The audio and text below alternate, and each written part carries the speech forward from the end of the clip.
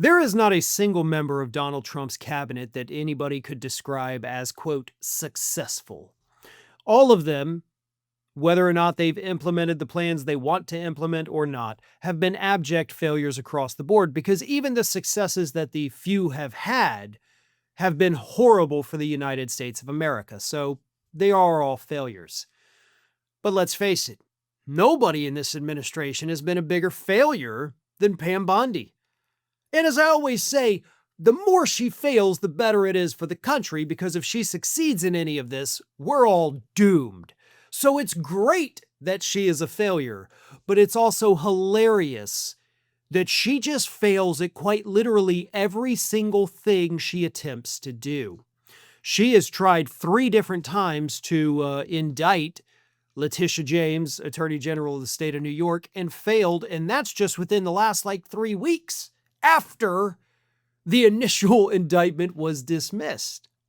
She has failed repeatedly to indict James Comey. She couldn't indict the sandwich thrower.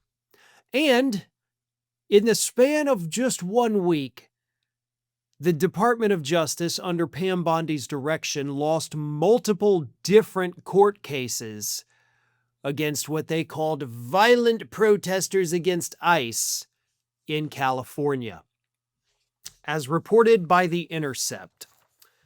In the span of a week, prosecutors failed to bring convictions in 2 high-profile cases in Los Angeles federal court. In the first, a jury acquitted Bobby Nunez, a tow truck driver who hooked an ICE vehicle and was charged with stealing government property. In the second, a judge dismissed the case against Carlitos Ricardo Parias, a TikToker who was facing assault and property damage charges after a confrontation with ICE and Customs Enforcement agents due to concerns that officials had violated his civil rights because, they shot him. The 2 cases come on the heels of a spate of failed federal charges prosecutors filed against protesters in Chicago, including one in which Border Patrol agents shot Miramar Martinez during a roadside confrontation in October and later charged her with assault. In November, protester in D.C. was acquitted after a 2-day trial stemming from assault charges he faced for throwing a sandwich at a Border Patrol agent. Now, this is not common. I mean, look, these charges against all of these individuals were absolutely trumped up. None of them deserved any of the charges. And of course, most of the grand jury cases that the DOJ has tried to get charges on in California for all the ICE protesters, virtually no indictments at all. So I'm talking about just right now the cases that have been dismissed. That doesn't even include the cascade of failures that Bondi's DOJ has suffered in failing to even get indictments from a one-sided grand jury. But these dismissals in federal court, which is usually not friendly to defendants, are unprecedented. Let me read you this, as The Intercept pointed out. In the year leading up to September 30th, 91% of cases, 75,151 out of 82,042 in total, ended with a guilty plea, and less than 2% ended in a guilty verdict at trial.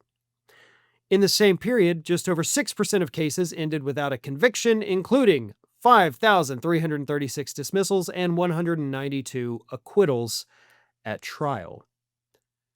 So 91% of the cases ended with a guilty plea in federal court for the year ending September 30th, obviously. So what that means is that most of the people who get federal charges brought against them seek either plea deals or they just say, you know what, I'm guilty, whatever, because they know it's almost impossible to fight these federal charges.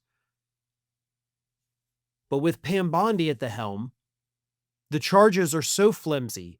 Judges across the country have repeatedly scolded the DOJ for lying in court documents, lying to grand juries. They've scolded Border Patrol for lying in their testimonies.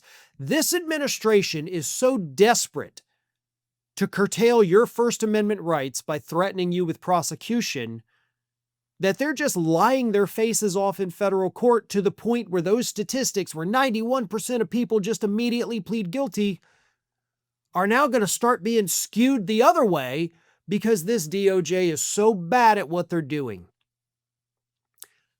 This is hilarious. But again, hilarity aside, Pam Bondi's failures aside, it's also great for the country because it shows that even as Donald Trump tries to dismantle this country, we do still have a couple safeguards in place. And right now, those safeguards do appear to be working.